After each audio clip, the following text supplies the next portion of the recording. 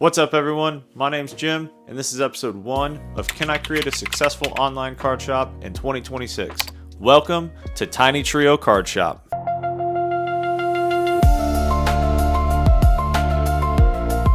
That's right guys, we're finally doing this. We're starting from scratch, and I'm going to try and vlog the entire process of starting an online card shop. So first we'll start with a little background. Last January 2025, I got back into Pokemon collecting. I found my brother-in-law's old vintage binder, and it sparked my interest like it was the early 2000s again. I created my personal collection page on Instagram called TinyTrioCardShop, where I was able to display this new collection that I was making and all the packs I was able to rip. But I knew I always wanted to do something a little more. And so finally, this year, 2026, we're diving into it. We're opening an LLC, and we're starting an online card shop. When I created my personal account, TinyTrioCardShop on Instagram, I found a community of Pokemon collectors that really cared about each other's collections and the content that everyone was making. And quite honestly, you don't really find that type of camaraderie, especially on social media. So after almost a full year of collecting and being in that community, I decided that it was time for me to try my hand in opening my own shop. Now, I've had a pretty good opportunity of finding sealed product. Now, do I wish it was all bought MSRP? Of course, but that's just not the market right now. I mean, heck, there's people that haven't seen Pokemon on shelves for months. But as you can see, I have been able to find some product to start this shop from the ground up. So with that,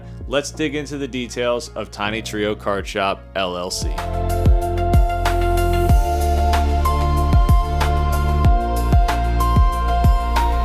Next, it was time to find product, because what's a card shop without cards, right? Now, I do want to bring up one misconception that I think people have about card shops. Not every card shop has a distributor, and I would venture to say that more than half don't. It's very difficult, especially now in this market, to get distro access. Not only do you need an LLC and an EIN, but even just to get your foot in the door, you have to show them numbers of what you're selling and how much product you're going to buy monthly. I have a buddy that's been doing this for about a year now and just finally got his foot in the door with a small distributor. So right now, that's not an option. So I need to find product another way. And that's where Facebook Marketplace came in. Now, I would love to say that I got all of this for MSRP, but that's just not the case. I am, however, trying to make my prices as low and competitive as possible. And the only way to do that is a little bit of haggling. So we got on Facebook Marketplace, and after a few days, I found a few people that I could meet up with to take a look at the lot that they were selling.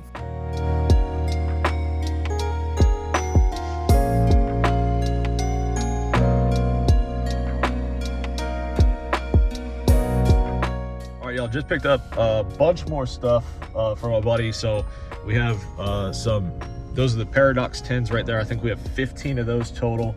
Picked up a bunch more ETBs, like a couple ETBs, some specialty boxes, collection boxes, and a few other things. We finally have our first product for the shop. Now, what you see behind me here has taken about 2 weeks to get and will be the initial stock for opening day. I wanted a little bit of variety. I didn't want just the most recent stuff, but I do have it. We have some Phantasmal, some Destin, and even a little bit of the new One Piece sleeves. But I also wanted a little bit of older stuff. I got some 151 going, Journey, Prismatic. I think the variety is going to be key, especially if I can keep prices competitive. So now that we have product, let's get it stored.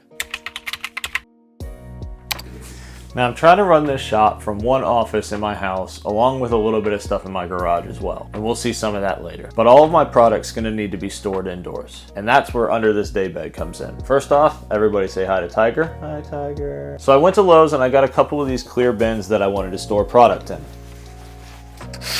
Now, I got 2 of these shallow bins. This first one's empty because all the stuff's on the desk right now. So I have my loose packs, my sleeve packs, and a couple little check lane boosters as well. In the second shallow one, I have more of like my 3-pack blisters. I've got a lunchbox in there, some booster bundles, like the smaller sealed stuff. Now, this next bin is going to be mostly the bigger collection boxes. And then lastly, I have some stacking tins, and I'm putting all my ETBs in here as well with a little bit of Tiger's help. And then all that's going to get closed up and stored under the bed. Now, the last thing I want to get into in this first video is my startup cost. That's kind of a big deal. Initially, how I started some of my purchasing was I sold 2 of my personal collection slabs along with 1 of my raw cards, which brought in about $800. And then I put in $1,000 of my own money to get the startup going. I was also able to secure 2 different $1,000 loans that I'll be paying back over the next few months. So all said and done, started with about $3,900. And so far, after buying product, business filings for like the LLC, shipping supplies, and all that kind of stuff, I've spent about $3,500. So right now I have about $371 left over until we open and I start selling product online. That's going to do it for this first episode, guys. I hope you guys enjoyed all the content. I'm trying to be extremely transparent when it comes to starting this shop in hopes that maybe it helps someone else along the road who wants to start their own. In the next episode, I'll get into my actual business filings, like what I had to do for the LLC, along with kind of going in depth with my Excel sheet bookkeeping, as well as figuring out shipping on how the heck I ship all this stuff. If there's anything different you guys want to see or anything specific that you guys want to see as I'm going through this whole process, leave a comment down below. And if you could, please like and subscribe this video and follow me on all the other socials as we continue this journey. Thanks for watching, guys. I'll see you in the next one.